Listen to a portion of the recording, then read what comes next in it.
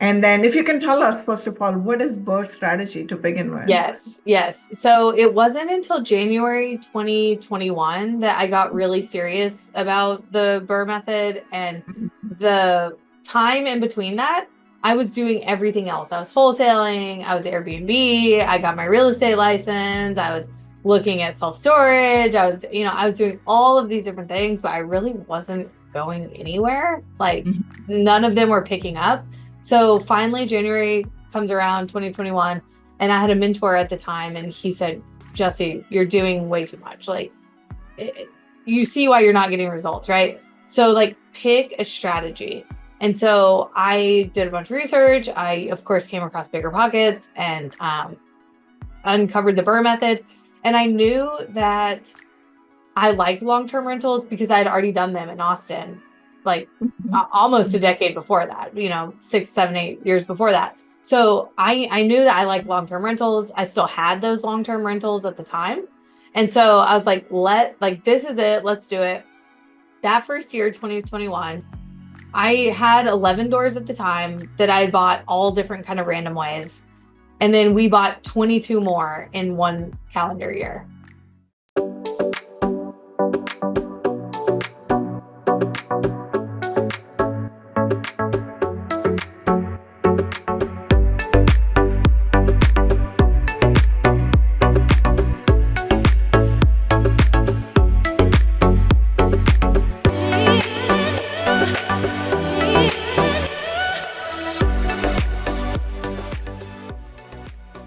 This is the Real Estate Vibe Show, and I'm your host, Vinki Loomba.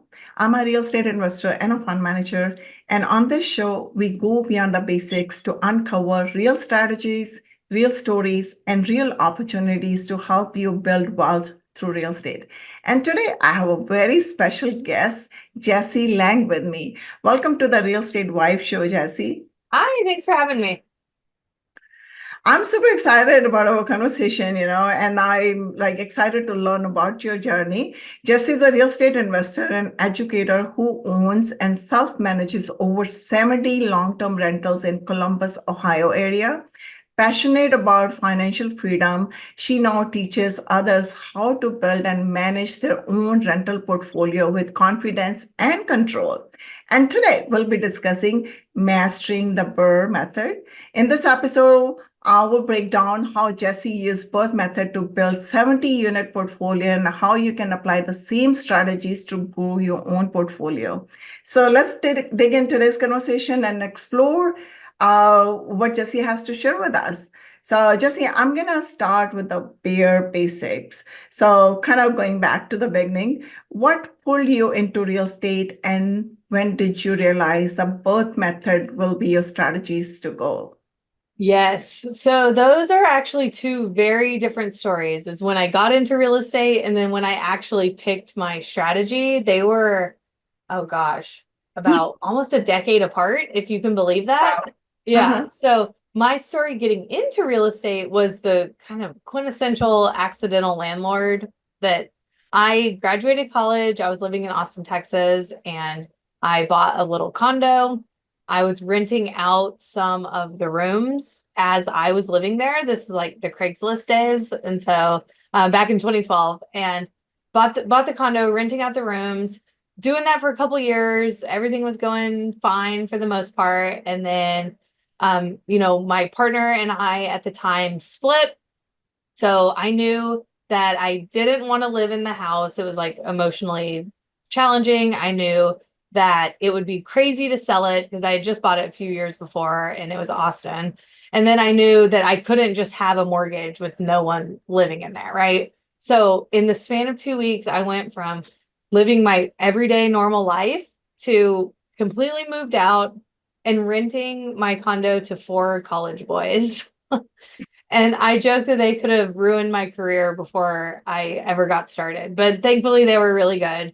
And I was, like totally just making it up as I went. Totally. I had no idea of being a real estate investor. I had nothing like that. I just knew that I needed someone to pay the mortgage. Mhm. So I did And that that for, yeah, it worked. It did. Yeah. And so I did that for about 6 months and I ended up buying another house for me to move into. And then, so at this point, I had roommates at that house. I had one long-term rental. The next year comes along, I buy a third house that I move into. I have roommates there. I have two long-term rentals, and I still have my W-2 job. And, I'm making all my bills paid, making, $700,000 a month, whatever it was. And I'm like, I don't know, 25 at the time. And so maybe a little older, 26. And so, I mean, felt like I was really doing the right thing, right? But I still had no idea that real estate investing was a career. No one taught me. I had no role models, no family friends. No one showed me that like this could be a career. So instead of taking it seriously, I just kept working for other people. I had a W-2 job all the way up through 2018. And so, yeah. Wow. And during that time, because you were kind of multiplying, so you figured out this BRRRR strategy right there, right? I wasn't even BRRRRing yet. No, that wasn't until 2021 that I got serious about the BRRRR. These were like, I was moving in there, owner occupant financing, FHA, 3% down. It was like my owner occupant house. I was not an investor like by any means. Wow, interesting. So when did you find out or discover the BRRRR strategy? And then if you can tell us, first of all, what is BRRRR strategy to begin with? Yes. So it wasn't until January 2021 that I got really serious about the BRRRR method. And the time in between that, I was doing everything else. I was wholesaling, I was Airbnb, I got my real estate license, I was looking at self-storage, I was doing all of these different things, but I really wasn't going anywhere. Like none of them were picking up. So finally, January comes around 2021, and I had a mentor at the time, and he said, Jesse, you're doing way too much. Like, you see why you're not getting results, right? So, like, pick a strategy. And so I did a bunch of research. I, of course, came across BiggerPockets and uncovered the BRRRR method. And I knew that I liked long-term rentals because I had already done them in Austin, like almost a decade before that, 6, 7, 8 years before that. So I knew that I liked long-term rentals. I still had those long-term rentals at the time. And so I was like, this is it. Let's do it. That first year, 2021, I had 11 doors at the time that I had bought all different kind of random ways. And then we bought 22 more in one calendar year. Wow. Yeah. So it's a really powerful strategy. It stands for buy, renovate, rent, refinance, repeat. Great. Yeah. And so the idea is that you're buying a property under market value. Typically, it's distressed. Sometimes just the situation, but most often the property itself is distressed. So there's like what we call room to add value. You can force the value of the property through renovation in a short amount of time. So we will do the renovation, and we're focused on function, safety, and then anything cosmetic. I'm aiming for little to no CapEx. So, kind of those big expenses, the roof and hot water tank and furnace and AC and windows, like those are things that if you need to replace them down the line, that's going to be a big expense out of your pocket. So I'm trying to avoid all of that stuff up front in the renovation. And I'm aiming for like 10 years of little to no CapEx. So we get it renovated. Then we take it out to the open market to go get the property rented. Now, keep in mind, it's brand new, it's fully renovated. So we're getting top of market rent. I am personally like in the affordable housing space. Our average rents are 12 to 1500, which here in Columbus is pretty modest. And we're getting the rent pretty easily. We're looking for long-term people who want to stay for a long time. And then once we have it stabilized, then we take this little package that we created, right? I bought a property, I renovated it, I increased the rent, I take it to a long-term lender and I say, hey, how much are you willing to loan me against this property? They will get it appraised and lend typically like 75% of that new appraised value. So for it to be a BRRRR, the idea is that the 75% of the appraised value is your new loan. that that's enough money to pay off your hard money lender, your private money lender, your down payment, any holding costs, anything. You pay it all back, and then you own 25% equity in this property with none of your own money in the deal. So, okay, walk me through one more time. So how you have no money in there, you're getting the 75% leverage, right? So, but Yes. you're not raising the other 25%. No, the 25%, I'm not raising it. The 25% is my effort. It's my time and effort for increasing the value of the property. Mm-hmm. So I have the equity in there is like my work to Okay, increase the, yeah. so walk us through one model, like, let's say if it's $1 million property that you got and you got the 75% leverage. So how 25% you say your sweat equity, right? But how do you close the deal at that point? Yeah. Okay. I'm gonna use a different example because Yeah, I no don't buy problem. $1 million properties, and that I know California and multifamily. We're buying kind of single family in the Midwest. So that my kind of bread and butter, my buy box, the things I buy over and over, typically would be like a $200,000 ARV after repair value. And so if it's a when I buy it, I know once it's fixed up, it will be worth $200,000. And then you're shaking your head. I know it's a Midwest. It's the Midwest. And Mhm. so it will be worth 200,000 when it's fixed up. The bank I know is going to give me 75% against that as leverage, like you said. And so that's 150,000. Now, Oh, on my purchase, if say I bought it for 100, I oh, I put 40 into it. I have maybe 10K more in holding costs, finance costs, closing costs. You're going to have some other costs along the way. So I have, 100 in the purchase, 40 in the rehab, 10 in holding. That's 150. So I have 150 into it. I have 150 out of it on the refi. And so none of my own money is left in that deal. And I have a 30-year note, DSCR, conventional, whatever your preference, that someone else, my renter, is paying down for the next 30 years. wow, interesting. I love that. Oh my God, this is good strategy. So I know a lot of investors, they know about this BRRRR method or BRRRR test, but execution is the key, right? Where things get tough. And then what have you seen in your experience? What is the most overlooked step in this process that people miss and then just feel like, okay, this deal is not working for me? Yeah. God, there's probably a big step or a big mistake at every step of the way. But if I had to pick one, I would say I see new investors all the time. Oh gosh, I'm trying to decide. There's so many. I know. So Either, just share with us all, just yeah, whatever you yeah. have. Yes, we're gonna be really So enlightening. on the buy side, I see people kind of try to force a deal, and we call it deal-itis. And it's like a sickness. You just want this deal to work. So you tell yourself, oh, it's going to appraise for more, or my renovation won't cost that much. And you don't have the actual numbers, and you're just hoping it's a wish and a prayer. And so you're not buying based on reality. I put everything into our custom calculator. It tells me exactly how it's going to pencil out today, a year, 5 years, 30 years down the line. And so I see people force deals. That's a problem on the buy. I see people do the wrong renovations all the Mhm. time. Like, you are not on HGTV. You do not need to be making this some top of the line.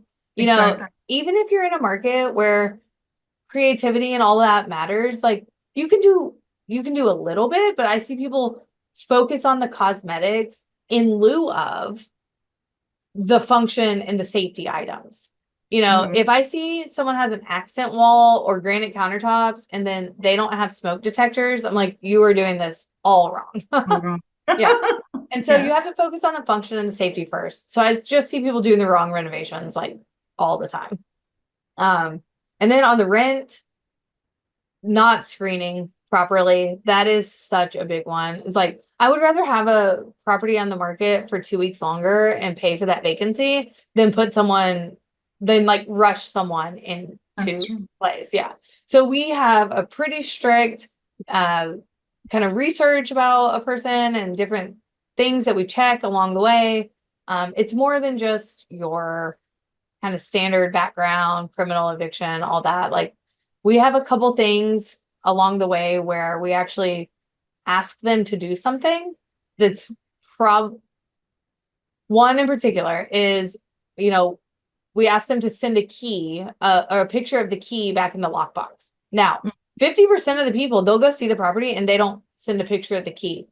And we note that, we look at that. So it's just kind of like, can you follow instructions? Can you are you participating? Versus just trying to get into the unit as fast as possible. Mhm. So Wow. I mean, all those little things matter, believe me or not. And then putting the system or the processes together, that makes things easier. And then you have done it beautifully. I will talk about that too, because you have created even a coaching program. You're teaching other people how to do it, basically, kind of rinse and repeat all your method, which is, I think, very valuable because you're adding value to other lives around you, which is very, very meaningful. And then scaling to 70 doors is really, really impressive to do that on your own while keeping your W-2 job. I commend you for that. But what you're doing is you're doing DIY. You mentioned that to me earlier, that you're self-managing all that. So what systems or tools do you rely on to keep things running smoothly? yeah. Because like I was telling you earlier, when they're done that, I kind of fail myself there. I move into syndications then. So share with me your experience. Yes. So I will say, I did leave my W-2 in 2018, just for the record. So I did build the portfolio I have now working full time. That would have been very hard to do with a W-2 at that scale. Not impossible, but I would say hard to do. So I have been full time since 2018. And the systems that have helped the most, it's, there's software, there's we have some data management system. We use property management software. We have a phone system. We have all that. But what has really, really been the best single thing that I've put in place that has helped me scale is human capital, right? Human leverage. And so I have a girl that works for me full time. She started out just part-time, I had someone doing it part-time. And as my portfolio grew, she's kind of taken on more hours and is now full-time and basically runs the day-to-day maintenance requests. She runs like rent collection and late rents, all the leasing, runs all that stuff with the help of software. But it took me a really, really long time as a single investor who was so used to DIY to actually have the courage to hire someone and to trust that they could do it. Not, we have this thing I'm going to do it best. And it's that's not true. That's not true. Yeah, it's not true. She's actually way better at it, at everything day to day than I am.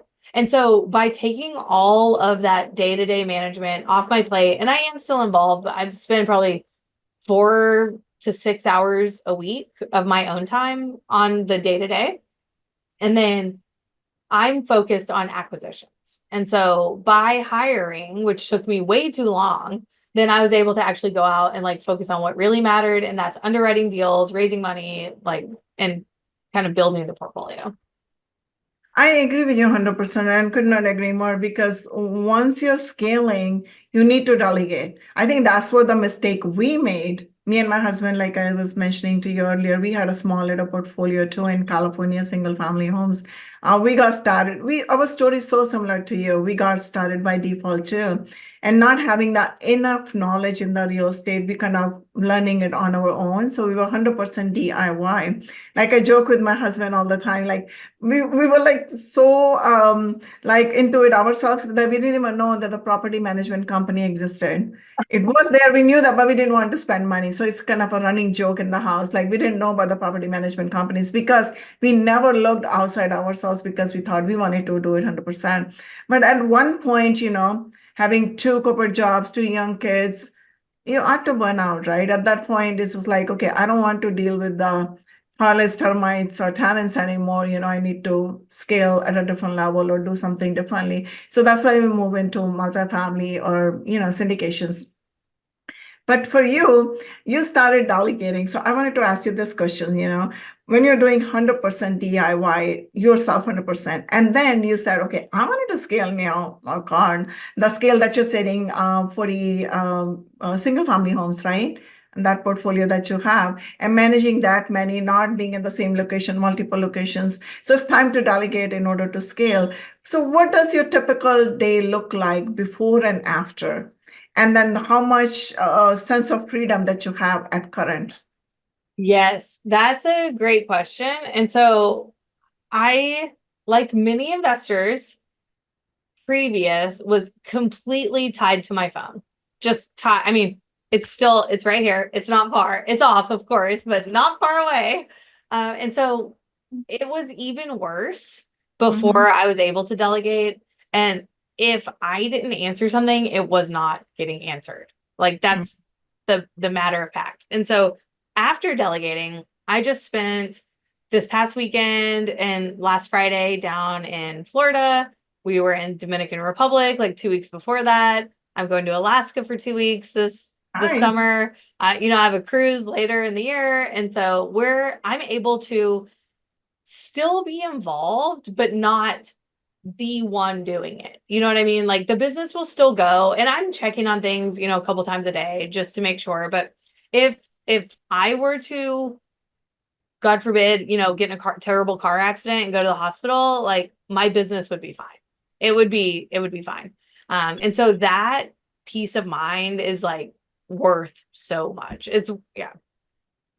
No, I really like that. I know somebody told me, somebody very learned told me one time, he said, when you're starting the entrepreneurship journey, you're going to look to scale at some point, but you have to make yourself significantly insignificant in your business if you want Mm, to have success, or if you want to be like a true entrepreneur. And that was like, that resonated with me totally. And like, that's the total freedom. Like that's what you're tasting now, going on vacation, your time, location, financially free, do whatever you wanted to do with your life, but you're still involved at some level, but very insignificantly. That does not mean the business is not yours, still yours, but it's like power of delegation, you can call it. So let me ask you another question right here. As your portfolio grew, like you were doing the W-2, and I think you're 100% managing your properties yourself now, the way I understand it. So when your portfolio grew, did your criteria for choosing property change? Or are you still using this BRRRR method or strategy the same way that you were using before? that's a good question. So my strategy and like what we call my buy box, like that did change. It shifted over time, partially with my own like, maturing as an investor, but partially because the market has shifted as well. And so, a deal that I used to be able to buy for 50K is Mhm. now, 125. Like the numbers have really, really gone up. Um, that said, early on, there were some deals that I bought. I call my early mistakes. Like I just didn't know what I know now. Of course, how would you? And so I was buying things, I was doing the wrong renovations, I was skimping on the renovations. We have one right now that I bought probably 4 years ago, and it was like, early on. And we did the cheapest renovation that I could imagine. I think we spent at like $8,000 or something. I mean, no, like I've never spent less on a renovation. And I did the bare minimum, you know, 2 turnovers in 4 years, and we get it back after this last one, and the floors are destroyed. And it's not even the renter did it. It's like I installed all the cheap things. I just didn't do it right. And so now we're having to put $20,000 into the property Mhm. like today because I should have done it back then. And so I'm going to refinance again, and it's going to be like a double BRRRR basically. Um, but just doing the wrong renovations and like not, I wasn't looking at them as like a long-term like portfolio and the same. Now we do the same paint, the same flooring, the same everything, same lighting, everything's the same. Before I was like, oh, what's on sale? What's, and it just made for like a very messy portfolio. And so now, like if the numbers don't work at with doing the right renovations, then I'm just not going to buy it. As to the perspective change, basically, Totally. because the part has grown, part has gone bigger, the spend part or the reserve part, whatever you wanted to call it. So before it was maybe starting ground zero. So perspective was totally different. Like you wanted to do it in the minimal, but you did make money in that too, right? Yes. So would you wanted to share with us one example, like your early on deals, one of the deals, how you renovated, how you manage it, because since you're managing on your own, and how you save money and what was the end result compared to now? Any example at present as well? Yeah. So I think some it could be one example, but I've done this a handful of times, is we we will buy something with a renter already in place, Mhm. which I don't do anymore because I don't want to be in the business of getting people out of their housing. I want to put people into housing. And so, if someone's living in a property and it needs a big renovation and they're renting it, your California numbers, they're renting it for like $600 a month, but market rent should be 1,200, but they can't pay 1,200. So my choices are to give them notice, move them out. They have nowhere to move. So I can renovate it, or I can just leave them in place and maybe raise the rent to like 800, or you know what I mean? So it's still, so I'm not doing the renovation. So I've done that too many times, at least a handful. And I won't do it anymore because you're just going to end up, we call maintenance whack-a-mole, where, Mhm. you fix one maintenance issue and now you have a new one, and then you fix that one and now you have a new one. So I won't buy anything if I can't do my big renovation like on day one. Wow. I don't want to move people out of their housing, and I don't want to just leave it in the condition that it's in. Yeah, I agree with you. Been there, done that, like I was saying, we did that too. I think the first house, how we got started was when we moved out. We built our second home, we rented the first one. So we got the tenant in. And then after that, whatever we got, we always looking for pre-fill, like we have a tenant in there. So that way we thought the rental income was coming. But you're so right. It was like a really pain. I can resonate with you because I'm kind of looking back into my life because we ran into the same thing too. First, you cannot fully renovate, and number two is you're just doing minor things here or there, and the rent increase is like very small too, especially in California with the rent laws and everything. So there was not much room for us, no wiggle room basically. And finally, it was like, okay, no, forget it. It's not about cup of tea. Let's not do this. Let's do something else. So I think, and your success stories is like you kind of figured out all these pain points and you created something really better for you. So share with me how you do it now. So you find the unit or the house where nobody's living. So you spend around $20,000 to renovate it, right? 20 would probably be right now on the low side. So I'm buying properties that need full cosmetic, full mechanical, roof, windows. I mean, we'll like full pest control. Like we'll buy properties in pretty bad condition. So my typical buy box on renovation is low side 30K, kind of high 60. So Mhm. we'll pretty easily put 60 into a property and it will, double, triple the rent it was getting before. And how many years you've been doing this now? About 10 So years? since January 2021, I got serious about BRRRR, but since I bought my first condo it ended up being my first long-term rental, that was in 2012. Wow. Wow. So it's like 20 years, more than 20 years, right? it's like, yeah, 13 years. 13. Oh, not 20. Okay. I was thinking 2003. Okay. Yeah, 13 years. I was just like, for one reason, I just thinking about mine, how I got started there. So mine was Yeah. 20 years ago. Yeah. So, Yeah. with all your experience that you had for last 13 years, what is one of the major mindset skill that you have learned that made your business scale, especially in terms of leadership, maybe delegation, maybe decision making, because your decision making has changed, your perspective has changed. You're looking at the properties from a different angle now. Correct me if I'm wrong. No, you're right. I think the biggest single thing in my entire career that got me to where I am now is picking a strategy and sticking to it. That's it. I was trying everything. Like I said, I got my license. I was doing Airbnb. I was going to all my real estate investor association, local meetups, where one week it was about self-storage and the next week was wholesaling and the next week was this, and the next week was this. And it's like great to learn about all those things. But I was like shiny object, like here and then here and then here. And it just was not going anywhere. I spent a couple years truly as a full-time investor. This isn't a side hobby, just not really making a lot of progress. So it wasn't until I got the advice, it was like, pick one, get really good at it. And then once you master it, then you can go out and do something else. And so I just now, 4 years later, am kind of getting to that point. I've still been building out kind of the strategy we have now. And so for me, it was like just picking a strategy and sticking to it was like the number one thing that moved the needle. Yeah, I like that. You're so right. And that's what moves the needle, because otherwise it's the scattered energy. Because you have the same level of energy, but you're focusing like 10, 20 different things. And then by the end of the day, you're exhausting, nothing is done. But you take all that energy and focus on one thing, one strategy.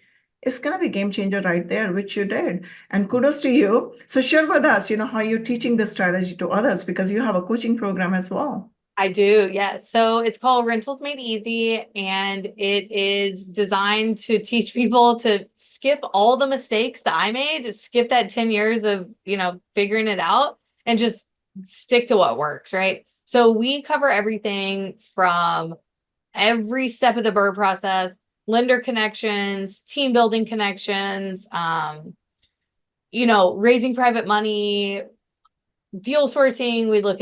We underwrite deals for students all the time, all the way through renovations, getting it rented. We'll look at like applicant scorecards. We'll look at anything that you need, refinance lenders, and then more than just the day-to-day, also like mindset work, also building the business. Like we are talking right now a lot about like credit card hacking and how you can travel for free and how your business can pay for that. It's like more than just it's the tangible stuff, but also like the community and the just mindset of being a business owner more than and treating it like a business and not a hobby. I like that, how you said it, treat it like a business, not a hobby. And it is not a hobby, actually, because if it's just a hobby, might as well invest with somebody else. Don't do it yourself, because it's a lot of work, trust me. And then you have to consider it as a business. So you mentioned something very key right here, raising private money. So I'm going to ask you a question regarding that. So what was your approach when you first started raising private money, and how did you build credibility early on? So my initial approach was be super scared, and that didn't work. No, no, Yeah. no. Yeah. My initial approach was like, thinking, oh, well, who wants to, like, why would someone give me money? And like, no one's giving you money. Okay. So the approach that finally worked, and like the thing that I built credibility, is I was wholesaling for quite a few years before I started keeping a lot of my deals. And so I would be walking through a property with a seller, and I would say, hey, we're buying a 6-unit building for like, 400K. And I'm like, hey, John, like, what are you going to do with all your money? What are you going to do with your proceeds? And, he's on the older side and it's like, well, I'm not really going to do anything with it. And I'm like, I have an opportunity for you. And so, I love that. Oh yeah, my God. yeah. And so, I'm like, how much is your money making right now? And he's like, I don't know. Like, and this was a few years ago. So before money markets were 5%, he was like, 3%, whatever it is, 1%. I'm like, how do you feel about 8%? And so, Hey, yeah. And so we ended up making a deal, and he's been one of my best lenders since then. I have a couple other sellers that similar thing, we bought multiple properties at the same time and they were getting a good lump sum. If someone's getting 20, 30K, it's probably gonna be hard to work with them. But if I know you're walking away with one, two, $300,000, like, let's talk. And so those two sellers in particular have been some of my best lenders. Wow, I love that. I mean, you have this natural thing in you, right? You did that. But for someone looking to pitch their first deal to private lender, what are the three things you believe they must include to earn the trust and get the first yes? And you Yeah. might have written in your book too. Let's talk about your book too after that. Yeah, definitely. So first, the key is you have to switch your mindset to Mhm. it's a win-win. They're Mhm. not giving you money, they're not doing you a favor. That's It's a true. win-win. You're providing an opportunity for their money to do better than, Mhm. I mean, we're paying 12% pretty frequently. Like right now, where rates are like, where else are you making a guaranteed 12%? No, Mhm. nowhere. I mean, maybe in your syndications you are, but you know, Yes. there aren't a ton of places in the open market that your money can perform like that. And if you don't want to be a landlord yourself, you know, people have lent to us, they want to be in real estate, but they don't want to own real estate. So I'm like, come on down, come be a lender. I'll show you how it works. And so I'm providing something interest, but also some knowledge as well and education. And so we've raised money that way. Kind of some of my personal friends and family who are like, I'm so curious about what you do. Can you come teach me? And I'm like, yeah, come be a lender. And then they can like see how the deal works, you know? Um, so things that you have to include first is a mindset that it's like a win-win. You need to, of course, include like all the details about the deal. We submit our like underwriting criteria for each deal to the lender so they can decide. So we kind of like a little like pitch portfolio, and I'll put the Mhm. numbers in and say, hey, is this a deal you want to do? Some of my best lenders, I just text them. But if I'm trying to earn new relationship, then I'll, you know, put the whole presentation together and all that. Um, so yeah, does that help? Yeah, it does. Thank you so much for doing that. And the underwriting is very important, first of all. And then keep in mind, your underwriting numbers could be totally different than the, lenders or the brokers' numbers because you have to write your own story. Because like you said earlier multiple times, that you have to have the insight into your own deal, not just the polished numbers, like what actually it means to you. Then you're gonna only, make money or the deal is gonna fly for you. So looking ahead, how are you positioning yourself for the next phase? Because there's like a tipsy topsy market right now, right? A lot of uncertainty. So what do you see in your crystal ball? So we are actually seeing more sellers motivated again. Honestly, we're actually getting more deals than I've seen in a while. Mm-hmm. Uh, you know, the COVID dreams have kind of faded, and people are finally coming around and realizing that, hey, maybe my house isn't really worth as much as I thought it was a year ago. And so there's more motivated sellers on the market.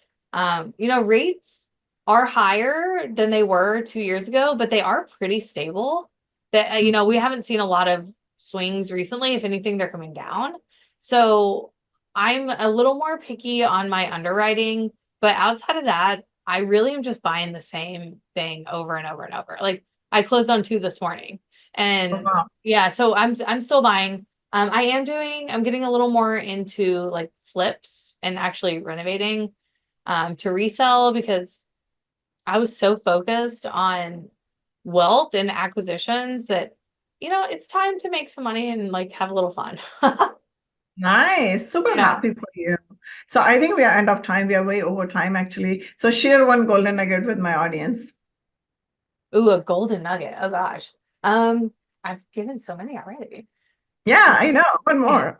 We are hungry. The the thing that I tell everyone is get in a community, whether it's paid, whether it's free, whether it's just people you know who are buying real estate, you start your own thing, get around other people who are investing. When I started going to local real estate meetups, I used to think that a real estate investor was in a sports car and fancy watches and was this, huge asshole. And like, I, that's what I thought. That's what I thought an investor was. And then I got in these rooms and I found out that an investor is just normal people like you and me, You and me, yeah. totally normal people. And it totally shifted my mindset on what I thought was possible for myself. So I don't care who it is. I would love for anyone to join Rentals Made Easy. We talk about this stuff all the time. But even if it's free, something free, then just do it. Get around other people who are investing. Yeah. And take 1 minute to share us about your book too, because you wrote a book. And Yeah. yeah, go ahead. So it's called Rentals Made Easy. And it is it says unlock the proven step-by-step system to build wealth through rental properties. And it's I mean it's a legitimate book. Like there's no fluff.